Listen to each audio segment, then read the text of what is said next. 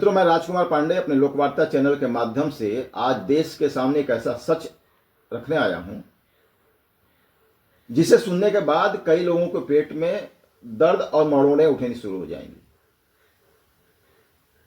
पिछले कुछ दिनों से देश में एक फिल्म को लेकर बवंडर मचा हुआ है। नाम है सतलुज। कुछ लोग कह रहे हैं कि इस फिल्म को दिखाकर सरकार ने लोकतंत्र का गला घोट दिया, इसे ओटीटी से क्यों हटवाया। वहीं दूसरा पक्ष कह रहा है कि इस फिल्म के जरिए देश के खिलाफ एक बहुत बड़ी साजिश रची जा रही थी। आज आपसे पूछना चाहता हूं कि क्या कोई भी फिल्म, चाहे वो कितनी भी बड़ी स्टार कास्ट के साथ बनी हो, क्या वो पूरे इतिहास का सच बयां कर सकती है? नहीं कर सकती, और बिल्कुल नहीं कर सकती। फिल्म मेकर अपनी सहूलियत से इतिहास का एक पन्ना उठाता है, उस पर रंग रोगन करता है, भावुकता का तड़का लगाता है और आपके सामने परोस देता है। लेकिन आज इस मंच से हम सिर्फ आधा सच नहीं दिखाएंगे, आज हम पूरा सच दिखाएंगे आपको, जिसे सतलुज फिल्म में या तो दबा दिया गया या फिर सेंसर बोर्ड की कैंची के डर से दिखाया ही नहीं गया। पंजाब का वो दौर, सन 1980 और 1990 का दशक, वो सिर्फ मानवाधिकारों के उल्लंघन की कहानी नहीं थी। वो कहानी थी पाकिस्तान की खुफिया एजेंसी आईएसआई के उस खूनी मंसूबे की, जो भारत के टुकड़े टुकड़े करना चाहती थी। वो कहानी थी उस आतंकवाद की जिसने पंजाब के हजारों निर्दोष हिंदुओं और सिखों को मौत के घाट उतार दिया था। वो कहानी थी देश के बचाने वाले उस जाबाज और दांव पर लगाने वाले जाबाज पुलिस वालों को और नेताओं की। हम सतलुज फिल्म के बहाने पंजाब के उस पूरे खूनी इतिहास का पोस्टमार्टम हम लोग करेंगे। किरदार दर किरदार सच आपके सामने आएगा। बात 1980 के दशक की है। पाकिस्तान 1971 की हार को भुला नहीं पाया था। बांग्लादेश के बनने का बदला वो भारत को से लेना चाहता था, और इसके लिए पाकिस्तान के तानाशाह जनरल जियाउल हक ने एक खुफिया ब्लूप्रिंट तैयार किया, जिसे नाम दिया गया था ऑपरेशन K2, कश्मीर और खालिस्तान।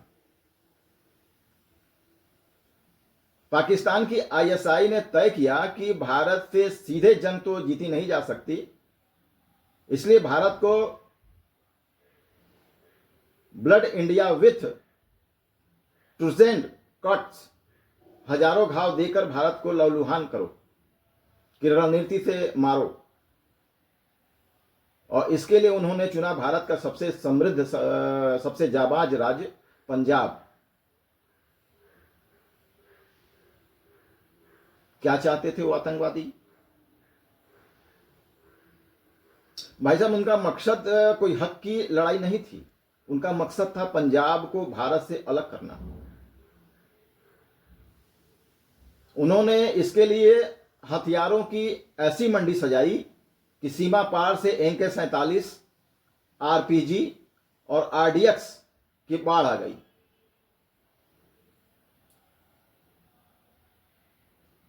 निर्दोषों को कत्लेआम किया गया, बसों को रोका जाता था, पहचान पत्र देखे जाते थे, और एक खास समुदाय के मासूम लोगों को लाइन में खड़ा करके गोलियों से भून दिया जाता था। अपहरण और जबरन वसूली, पंजाब के अमीर किसानों, व्यापारियों और डॉक्टरों का अपहरण करना, उनसे करोड़ों की फिरौती वसूलना और न देने पर उनके शवों के टुकड़े टुकड़े करके फेंक देना, यह रोजाना की बात हो गई थी। हमने वो दौर देखा है।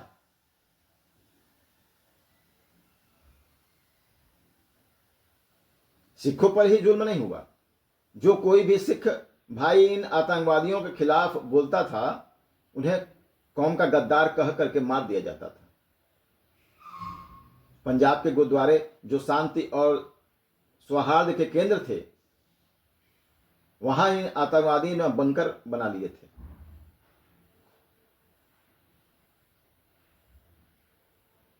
केंद्र में बैठी सरकार के सामने संकट यह था कि अगर पंजाब हाथ से गया तो देश टूट जाएगा। यह कोई सामान्य कानून व्यवस्था का मामला नहीं था, यह भारत माता के सीने पर सीधा वार था। देश की अखंडता को बचाने के लिए सरकार को कड़े और अलोकप्रिय फैसले लेने ही थे। क्योंकि जब जंग देश को बचाने की हो तो नियम पुस्तिकाएं किनारे रखनी पड़ती हैं।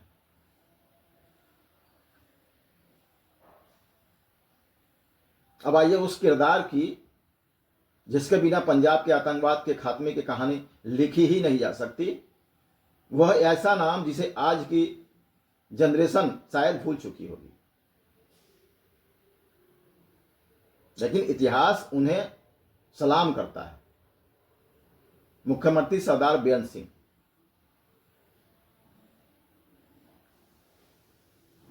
उन्नीस सौ 92 का दौर याद कीजिए।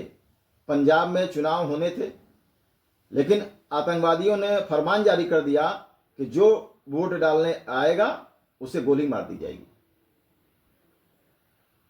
पूरा पंजाब खौफ के साए में था।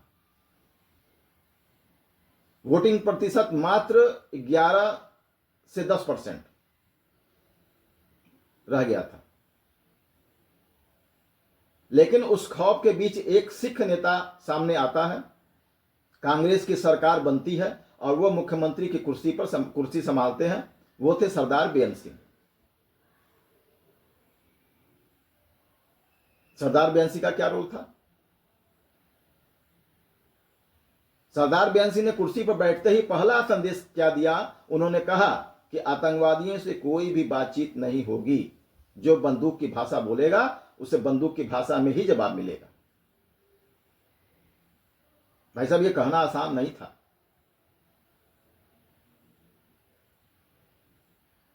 लेकिन उस समय मौत हर कोने पे नाच रही थी।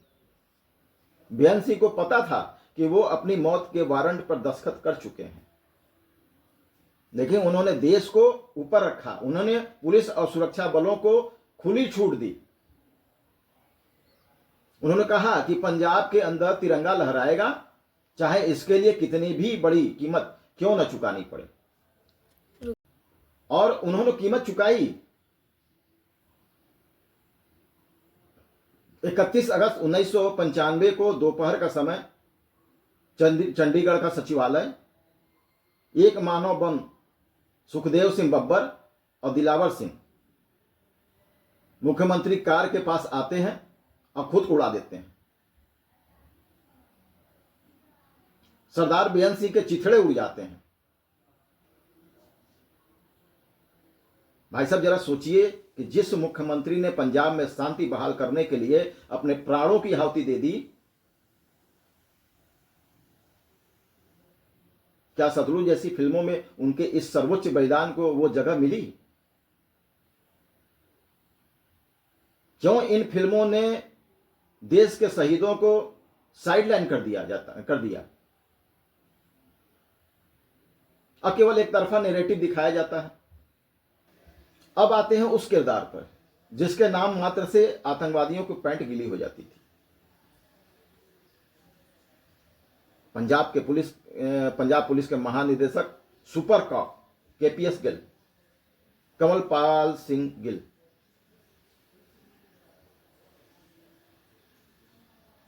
जब बेअंत सिंह मुख्यमंत्री बने तो उन्होंने गिल साहब को बुलाया और कहा कि गिल साहब, मुझे पंजाब में शांति चाहिए।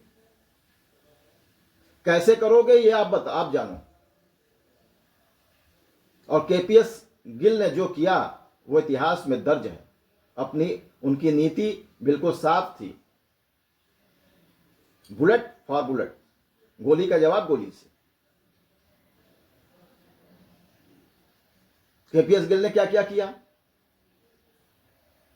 पुलिस का मनोबल बढ़ाया। उस समय पंजाब पुलिस खुद डरी हुई थी, पुलिस वालों के परिवारों को आतंकवादी मार रहे थे।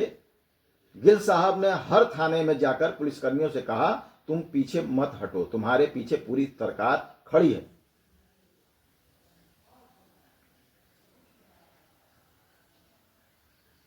इन्फिल्ट्रेशन और इंटेलिजेंस, उन्होंने आतंकवादियों के गुटों में अपने मुखबिर घुसाए, जिसे महमूद ऑपरेशन कहा गया।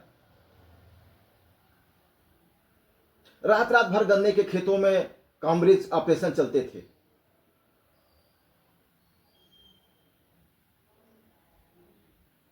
आतंकी मलबे में तब्दील हो रहे थे। केपीएस गिल ने साफ कर दिया कि जो सरेंडर न करेगा उसकी जान बचेगी, और जो देश पर गोली चलाएगा वो जिंदा नहीं बचेगा। देखते ही देखते बब्बर खालसा, भिंडरावाला, टाइगर फोर्स जैसे खूंखार संगठनों के कमांडर ढेर होने लगे। लेकिन वहीं वो विवाद शुरू होता है भाई साहब, जहां से सतलुज फिल्म का नैरेटिव शुरू होता है। जब आप एक बहुत बड़ी जंग लड़ते हैं तो कुछ गोलियां गलत जगह भी चली जाती हैं। गिल साहब की इस कड़क नीति के दौरान पुलिस पर आरोप लगे कि उन्होंने फर्जी एनकाउंटर कराए, संदिग्धों को उठाया और उन्हें गायब कर दिया। ये आरोप केपीएस गिल के ऊपर लगे। मानवाधिकार कार्यकर्ता जसवंत सिंह खालड़ा, जिन पर यह फिल्म बनी है, ने इसी बात को पकड़ा और उन्होंने अमृतसर के दुर्गियाना मंदिर और अन्य शमशान घाटों के रजिस्टर खंगाले और दावा किया कि पुलिस ने 25,000 अज्ञात शवों का अंतिम संस्कार कर दिया, जिनमें से कई बेगुनाह थे।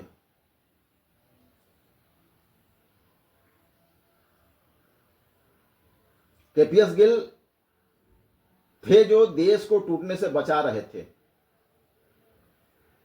और दूसरी तरफ जसवंत सिंह खालड़ा जो मानवाधिकारों की दुहाई दे रहे थे। सच्चाई यह है कि गिल साहब ने पंजाब से आतंकवाद को जड़ से उखाड़ फेंका। यह उनका ऐतिहासिक सच है। लेकिन यह भी सच है कि उस प्रक्रिया में कुछ बेगुनाहों को भी अपनी जान गंवानी पड़ी, जिसकी वजह से पुलिस के कुछ अधिकारियों को बाद में अदालत में सजा भी दी।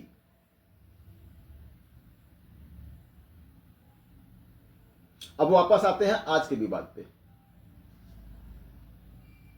यह सब फिल्म सतलुज आखिर क्या है और इस पर क्या बवाल हो रहा है। जैसा मैंने आपको पहले बताया, इस फिल्म का असली नाम था पंजाब 95। दिलजीत सिंह दोसांझ ने इसमें जसवंत सिंह खालड़ा का रोल किया है। फिल्म में दिखाया गया है कि कैसे पुलिस ने खालड़ा को प्रताड़ित किया और अंततः उसे गायब कर दिया। सेंसर बोर्ड ने इस पर कैंची क्यों चलाई? सेंसर बोर्ड का कहना था कि यह फिल्म पंजाब पुलिस और भारत सरकार की छवि को पूरी तरह से विलेन की तरह पेश करती है। फिल्म में यह नहीं दिखाया गया कि पुलिस वाले किन हालातों में लड़े। फिल्म में पाकिस्तान की साजिश को कम करके दिखाया गया और राज्य के दमन को बड़ा चढ़ाकर पेश किया गया।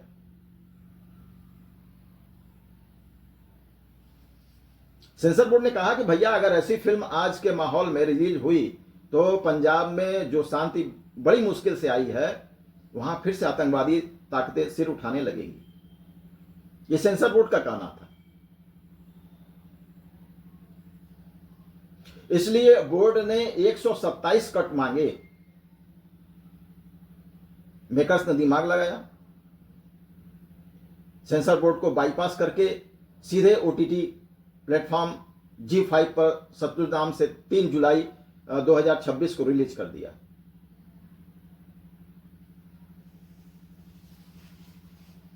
लेकिन सरकार सो नहीं रही थी। 5 जुलाई को मात्र 48 घंटे के भीतर केंद्रीय सूचना और प्रसारण मंत्रालय ने आईटी रूल्स 2021 की आपातकालीन शक्तियों का इस्तेमाल करते हुए उन्होंने प्लेटफॉर्म से कहा कि शट इज डाउन, और फिल्म भारत में ब्लॉक कर दी गई। यहां पर आम आदमी की पीड़ा क्या है? भाई साहब, आम आदमी सोचता है कि जो हुआ था वो इतिहास है, हमें देखने क्यों नहीं दिया जा रहा? लेकिन सरकार का पक्ष यह है कि अभिव्यक्ति की आजादी देश की सुरक्षा से बड़ी नहीं हो सकती।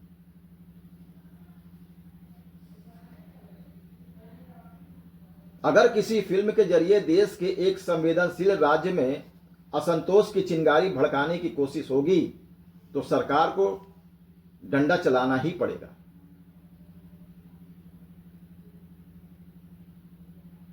और पंजाब जैसा वो संवेदनशील एरिया जो पाकिस्तान से लगा हुआ है, जो पंजाब को भारत से अलग करना चाहता था, तो लब्बो लुबाब क्या है भाई साहब?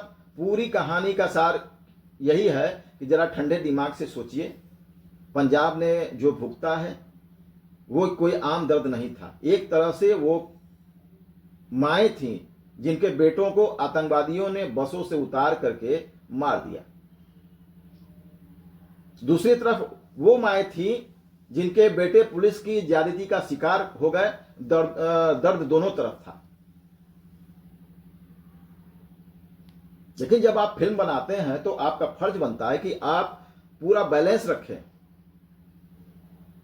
अगर आप जसवंत सिंह खालड़ा की त्रासदी दिखा रहे हैं तो आपको सरदार बेअंत सिंह का वो छिन्न भिन्न हुआ 100 भी दिखाना होगा।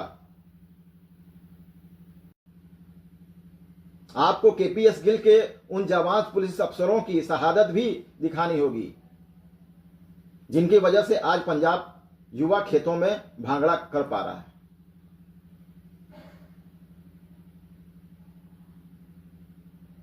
हाथों में इनके 47 लेकर घूम रहा है।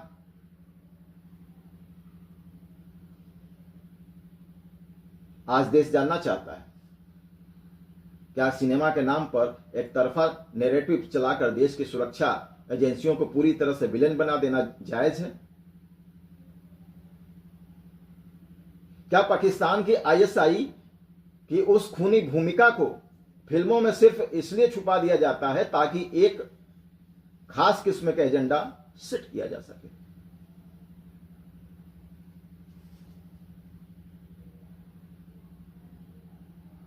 और अंतिम सच, व्यवस्था से अगर कोई फिल्म गलत है तो उसे कानूनी तरीके से बैन कीजिए। ये चोर दरवाजे से ओटीटी पर आना और फिल्म सरकार का अचानक उसे हटा देना, क्या ये इस बात का सबूत नहीं है कि हमारी व्यवस्था आज भी सच का सामना करने से डरती है?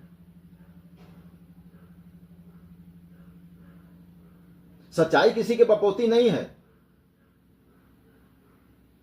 पंजाब का सच यह है कि वहां आतंकवाद था जिसे भारत सरकार, बेअंत सिंह और केपीएस गिल ने कुचला,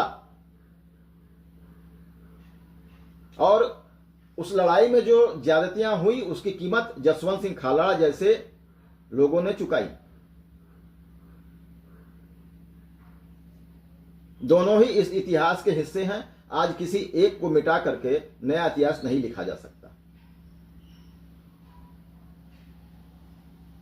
अपनी आंखें खुली रखिए,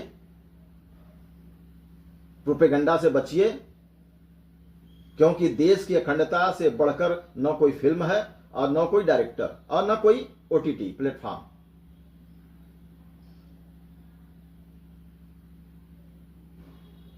इसलिए देश की जनता से निवेदन है विनम्र कि वो अगर फिल्म देख रहे हैं तो आवेश में ना आवे, उत्तेजना में ना आवे, दोनों तरफ के बैलेंस को देखें। अगर एक तरफ किसी को नुकसान हुआ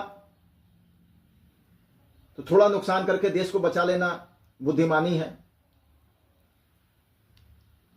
फिल्मों में सारी चीजें दिखानी चाहिए थी, लेकिन उन्होंने बहुत ज्यादातर पक्ष आतंकवादियों का रखा है, देश का नहीं रखा। हमने वो दौर देखा है। मैं 3 बार पंजाब गया हूं। उस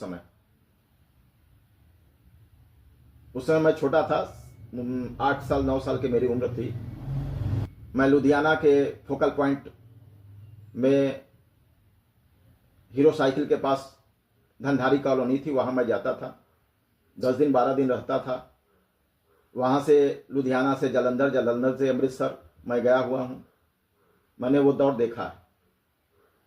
हालांकि उस समय काफी कुछ नॉर्मल हो गया था, लेकिन वो खामोशी, सड़कों पर जब आप चलते थे तो लगता था कि चारों तरफ सन्नाटा। दुकानें 6 बजे बंद हो जाती थी। अगर आपने किसी पंजाबी से या किसी कहीं का एड्रेस पूछ लिया तो लगता था जैसे आपने उसके पूरी जागीर मांग ली। इस तरह से घूर कर देखता था। आप हिंदी बेल्ट के हैं तो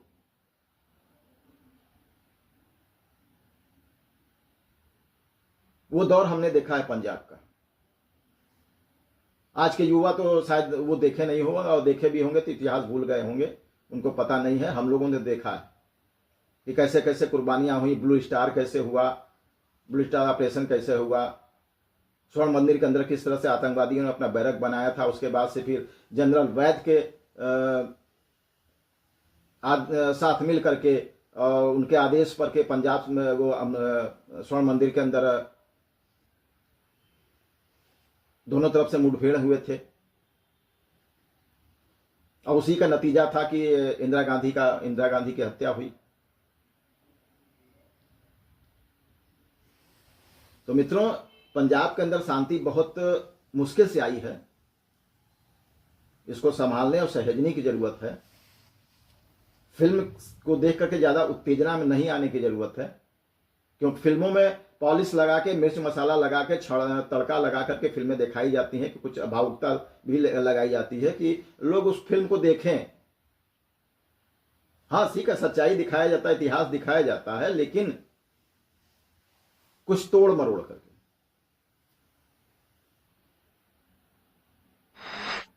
तो आज का वीडियो बस यहीं तक। हमारे वीडियो को लाइक करें, शेयर करें, कमेंट्स करें, बेल आइकन जरूर दबावें कि इस तरह के अच्छे वीडियो आपके सामने आए और आप उसको देखें। तब तक के लिए जय हिंद, धन्यवाद, वंदे मातरम।